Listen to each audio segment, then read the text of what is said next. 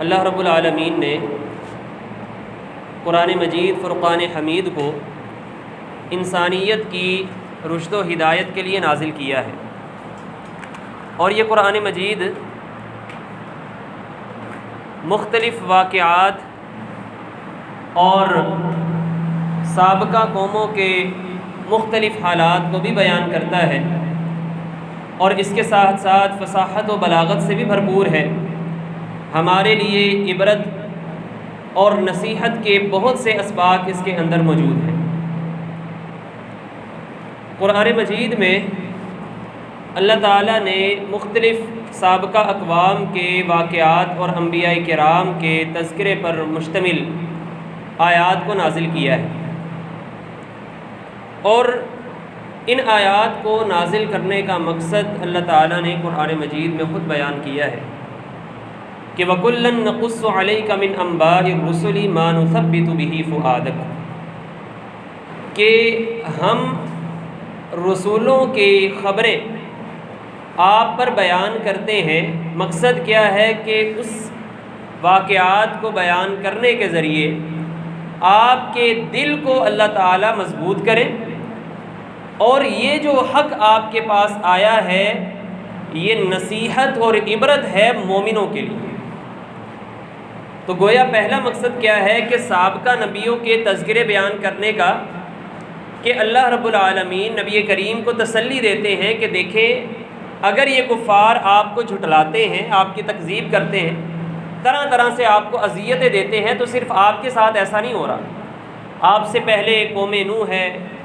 قوم سمود ہے، قوم عاد ہے، قوم ابراہیم ہے، یہ سارے کے سارے ان کے ساتھ بھی اسی طرح کے حالات پہلے گزر چکے ہیں۔ اور دوسرا مقصد کیا ہے کہ مومن جو ہیں ایمان والے ان واقعات کو پڑھ کر نصیحت حاصل کریں، ان کی قوموں کے انجام سے عبرت حاصل کریں۔ تو یہ مقصد اللہ رب العالمین نے قرآن مجید میں بیان کیا ہے کہ سابقہ قوموں کے تذکروں۔ اور اگر ہم بات کریں سابقہ اقوام کے حوالے سے، تو ان میں ایک بہت اہم تذکرہ جس کو قرآن مجید میں بیان کیا گیا وہ ہے حضرت ابراہیم علیہ السلام اور ان کی قوم کا واقعہ۔ اور یہاں پر ہماری گفتگو کا مقصد بھی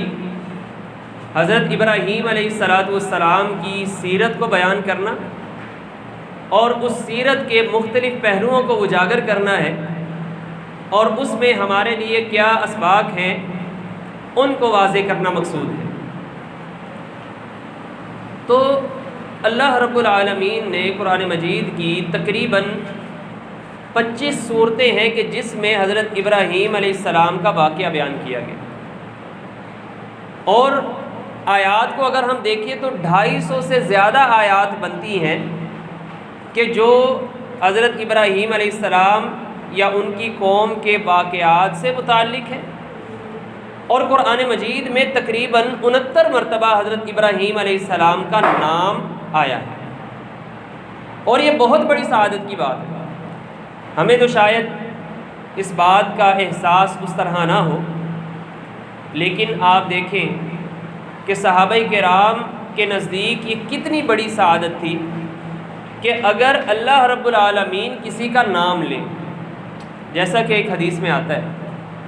نبی کریم صلی اللہ علیہ وسلم نے اپنے ایک صحابی حضرت ابی بن کعب رضی اللہ تعالی عنہ سے فرمایا کہ ابی، مجھے اللہ نے حکم دیا ہے کہ میں آپ کو قرآن مجید سناؤں۔ حضرت ابی کہتے ہیں کہ اللہ کے نبی، اللہ سمانی، کیا اللہ تعالیٰ نے خود میرا نام لیا ہے؟ آپ نے فرمایا کہ ہاں، اللہ تعالیٰ نے تمہارا نام لے کر یہ فرمایا ہے۔ تو یہ سن کر حضرت ابی بن کعب رضی اللہ تعالیٰ عنہ زارو کتار رونا شروع ہو گئے کہ یہ کتنی میری خوش قسمتی ہے کہ عرش والا رب میرا نام لے رہا ہے۔ تو غور کیجئے گا کہ اس شخص کا مقام اور مرتبہ کس قدر زیادہ ہوگا کہ جس کا ذکر قرآن مجید میں متعدد بار اللہ تعالیٰ نے کیا ہے، اور کبھی ان کو خلیل اللہ کہا، کبھی ان کو امام الناس کہا، اور کبھی ان کے لیے صدیقا نبیہ کے الفاظ استعمال کیے گئے ہیں، اور اللہ تعالیٰ نے جس طرح نبی کریم کی زندگی کو ہمارے لیے بہترین نمونہ قرار دیا، یہی الفاظ اللہ تعالیٰ نے حضرت ابراہیم علیہ السلام کے لیے بھی استعمال کیے ہیں کہ قد کانت لکم اسوۃ حسنۃ فی ابراہیم والذین معہ، تمہارے لیے ابراہیم علیہ السلام اور ان کے ساتھیوں کی زندگی میں بہترین نمونہ ہے۔ اب یہاں پر یہ بات قابل غور ہے کہ آخر کیا وجہ ہے کہ اللہ تعالیٰ قرآن مجید جو نبی کریم صلی اللہ علیہ وسلم پر نازل ہو رہا تھا اس میں بار بار حضرت ابراہیم علیہ السلام کا تذکرہ کیوں کیا جا رہا ہے؟ تو اس وقت کے حالات یہ تھے کہ مشرکین مکہ وہ بھی یہ دعویٰ کرتے تھے کہ ہم ابراہیمی ہیں، ہم ابراہیم علیہ السلام کے دین پر ہیں، حالانکہ وہ بت پرستی کے اندر شامل ہیں، لیکن اس کے باوجود وہ اپنی نسبت حضرت ابراہیم علیہ السلام کی طرف کرنا یہ باعث فخر سمجھا کرتے تھے، اور دوسری طرف یہودی اور عیسائی وہ بھی حضرت ابراہیم علیہ السلام کی طرف اپنی نسبت کیا کرتے تھے۔ اب اللہ تعالیٰ نے ان دونوں کے یعنی اہل کتاب اور مشرکین مکہ کے ان باطل عقائد اور نظریات کا رد کیا ہے، اور کیا فرمایا؟ قل صدق اللہ فاتبعوا ملت ابراہیم حنیفا، پیغمبر فرما دیجئے کہ اللہ تعالیٰ سچ کہتا ہے تم ملت ابراہیم کی پیروی کرو۔ ابراہیم کون؟ جو یک رخ تھے، یک سو تھے، صرف اللہ ہی کے ساتھ دو لگانے والے تھے، وما کان من المشرکین، وہ مشرک نہیں تھے۔ جبکہ یہاں پر ہم دیکھتے ہیں کہ مشرکین مکہ وہ تو شرک کے اندر ملوث ہیں، اور اسی طریقے سے یہودی اور عیسائی ان کے متعلق اللہ تعالیٰ نے کیا فرمایا کہ ما کان ابراہیم یہودیا ولا نصرانیا ولکن کان حنیفا مسلما، ابراہیم علیہ السلام یہودی نہیں تھے، نصرانی نہیں تھے، بلکہ وہ تو یک رخ تھے اور مسلمان تھے۔ وما کان من المشرکین، اور وہ شرک کرنے والوں میں سے نہیں تھے۔ اور اسی طرح ان کی فضیلت کے متعلق نبی کریم صلی اللہ علیہ وسلم کے ذریعے اللہ تعالیٰ نے کہلوایا قل اننی ہدانی ربی الی صراط مستقیم، پیغمبر آپ کہہ دیجئے کہ میرے رب نے میری رہنمائی سیدھے رستے کی طرف کی ہے۔ اچھا، یہ سیدھا رستہ کون سا ہے؟ دیناً قیما ملت ابراہیم حنیفا، یہ سیدھا دین ہے کہ جو حضرت ابراہیم علیہ السلام کی ملت پر مشتمل ہے، اور ابراہیم کون تھے؟ جو یک رخ تھے، اللہ ہی کے ساتھ تعلق کو لگانے والے تھے اور مشرک نہیں تھے۔ تو متعدد بار اللہ تعالیٰ اس چیز کی نفی کر رہے ہیں کہ حضرت ابراہیم شرک کرنے والے نہیں تھے، بلکہ وہ تو بت شکن تھے۔ تو جب ہم سیرت ابراہیم علیہ السلام کا تذکرہ کرتے ہیں تو سب سے پہلے یہ بات ہم سمجھ رہے ہیں کہ سیرت کا معنی اور مفہوم کیا ہے۔ سیرت عربی زبان کا لفظ ہے جس کا مادہ ہے سین یا را، جیسے ہمارے ہاں بھی لفظ استعمال ہوتا ہے سیر، جس کے معنی میں چلنے کے معنی میں۔ تو سیرت کا معنی کوئی رستہ اختیار کرنا، اور اگر ہم سیرت کا عمومی مفہوم دیکھیں جو شریعت میں جب کسی کے بارے میں کہا جاتا ہے کہ فلاں شخص کی سیرت، تو اس کا معنی کیا ہوتا ہے کہ اس کی طرز زندگی، اس کا چال چلن، اس کا کردار۔ تو سیرت النبی، نبی کریم صلی اللہ علیہ وسلم کی سیرت، آپ نے اپنے شب و روز کیسے گزارے، آپ کا کردار کیا تھا، آپ کا اٹھنا بیٹھنا چلنا پھرنا، قوم کو دعوت دینا، یہ ساری کی ساری چیزیں اس میں آ جائیں گی۔ اسی طریقے سے حضرت ابراہیم علیہ السلام کی بھی سیرت کی جب ہم بات کریں گے تو پھر بالخصوص ان کو نبوت ملنے کے بعد سے لے کر ان کی وفات تک کے سارے حالات وہ مراد ہوں گے، اور اسی سیرت کو اللہ تعالیٰ نے ہمارے لیے بہترین نمونہ قرار دیا۔ تو حضرت ابراہیم علیہ السلام کے دور کو سمجھنا یہ بہت ضروری ہے ان حالات کو جاننے کے لیے کہ کس قدر وہ مشکل حالات تھے کہ جس میں حضرت ابراہیم علیہ السلام نے آنکھ کھولی اور اس میں دعوت کا آغاز کیا۔ حضرت ابراہیم علیہ السلام کی اگر ہم پیدائش کے حوالے سے بات کریں تو یہ تقریباً 2000 قبل مسیح سے پہلے کا دور ہے جو حضرت ابراہیم علیہ السلام کا، یعنی ہم 21ویں صدی میں ہیں، تو آپ دیکھ لیں کہ آج سے تقریباً 4000 سال سے بھی پہلے کا دور ہے جو حضرت ابراہیم علیہ السلام کا دور ہے، اور ان کا علاقہ عراق کا شہر بابل تھا۔ عراق کے جنوب میں دریائے فرات کے کنارے پر یہ شہر آباد تھا، اور آثار قدیمہ کے مطابق یعنی اس تحقیق کے مطابق اس وقت تقریباً اس شہر کی آبادی 2.5 سے 5 لاکھ کے درمیان تھی، اور یہ لوگ بت پرستی میں، ستارہ پرستی کے اندر، اور اسی طریقے سے جو مظاہر فطرت ہیں ان کی عبادت کے اندر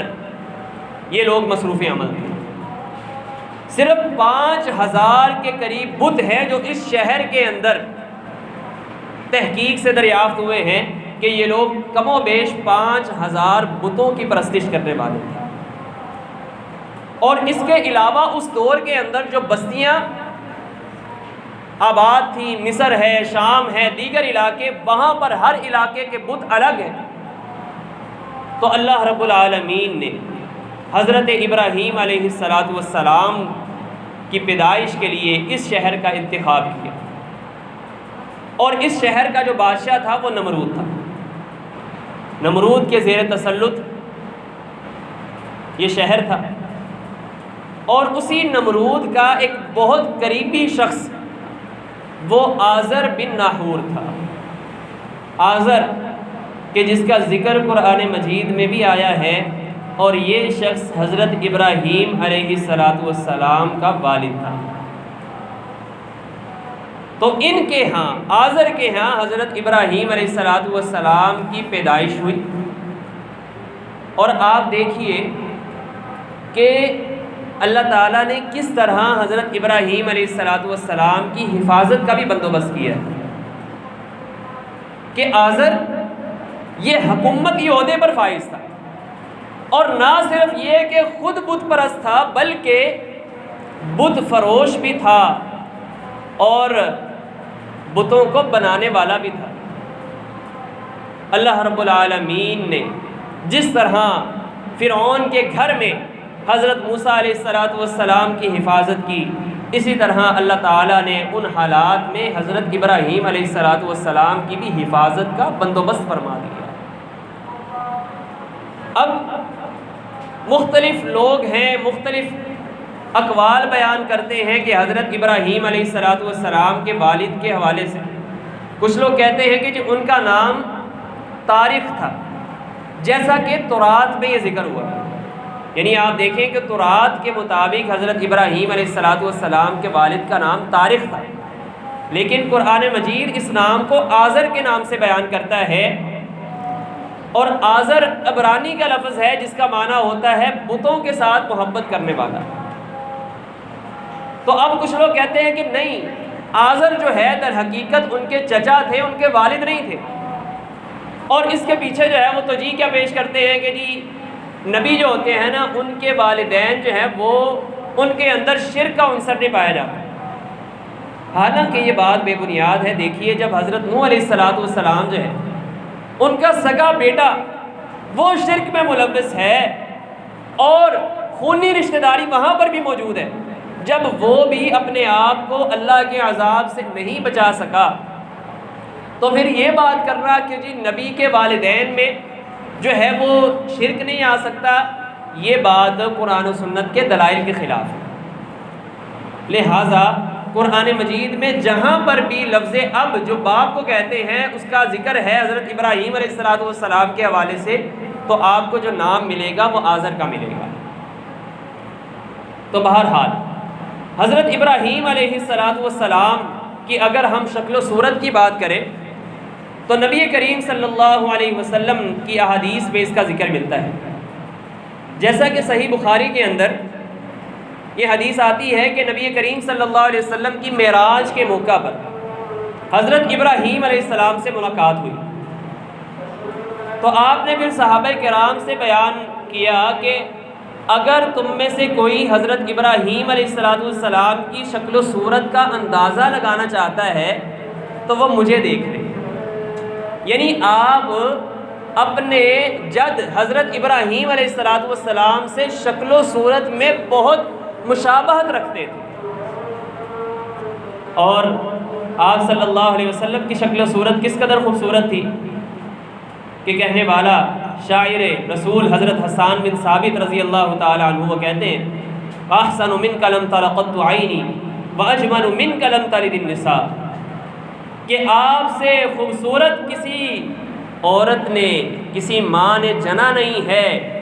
اور آپ جیسا حسین اور خوبصورت کبھی میری آنکھ نے دیکھا نہیں ہے۔ آپ تو ایسے پیدا ہوئے ہیں کہ گویا کہ آپ اللہ کی بارگاہ میں خود فرماتے گئے کہ اللہ مجھے ایسا بناتا جا، اور اللہ تعالیٰ آپ کو ویسا بناتا چلا گیا۔ یہ آپ کی خوبصورتی کا عالم۔ تو حضرت ابراہیم علیہ السلام بھی خوبصورتی کے اعلیٰ معیار کے اوپر فائز۔ اب اس دور کے اندر اگر ہم دیکھیں تو حضرت ابراہیم علیہ السلام کی انہی حالات کے اندر پرورش ہوئی ہے کہ ساری کی ساری قوم نہ صرف بت پرستی کے اندر مبتلا ہے بلکہ ایک اور جرم بھی ان کے اندر شامل ہے، اور وہ تھا ستارہ پرستی کا، جس کو آپ علم نجوم بھی کہتے ہیں۔ ہمارے ہاں بھی پامسٹ حضرات ہاتھوں کی لکیروں کے ذریعے بتاتے ہیں، ستاروں کی گردشوں کے ذریعے حالات کو بتاتے ہیں، آپ کا مستقبل کیسا ہوگا۔ ممکن ہے اس میں سے کچھ باتیں صحیح بھی ہو، لیکن شریعت محمدی نے ہمیں ان چیزوں سے احتراز اور اجتناب کرنے کا حکم دیا ہے۔ اب آپ دیکھیے یہ ستارہ پرستی ہے، یہ کیوں اس قوم کے اندر آئی، یا بت پرستی کیوں آئی؟ ایسا نہیں تھا کہ حضرت ابراہیم علیہ السلام کی قوم وہ اللہ رب العالمین کا انکار کرنے والی ہو، بلکہ ان کے اندر جو جرم تھا وہ شرک کا تھا، اور شرک کا معنی ہی یہ ہے کہ اللہ کو بھی ماننا اور ساتھ اس کے حصے دار اور ساجیدار بنا دینا۔ اچھا بھی اللہ